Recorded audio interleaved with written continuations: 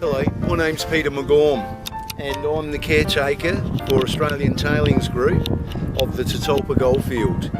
This is a goldfield that about 130 years ago there were between 3,000 and 7,000 miners here. The biggest nugget found here was 47 ounces and it was called the Joker, and that was found at the top of Goslin's Gully, which is just over there behind us.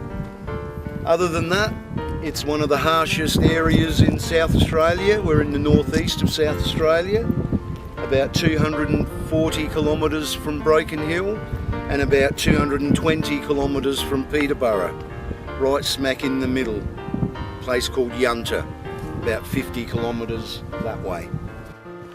Okay, now I think the future plans that the company has for all around here is quite a big operation. The goldfield is approximately 4 kilometres by 5 kilometres almost in circumference, and there are other patches.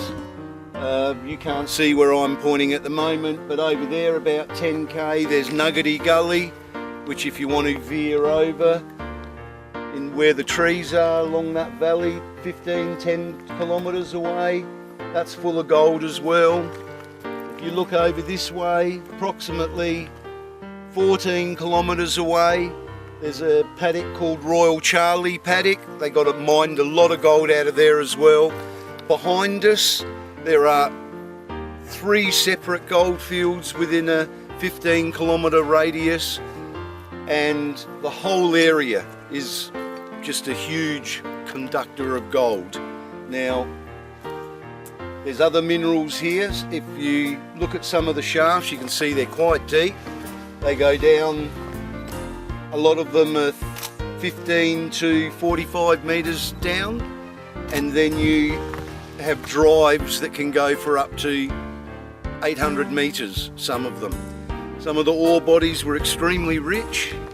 Down in the water table level where the sulphides level were, it was getting richer as they got deeper, but back 130 years ago they couldn't keep up with the water. They'd hit the water level, and the pumps of the day and where we are, the location of this mine, so remote, back then it just wasn't viable to bring out pumps and everything you needed out here.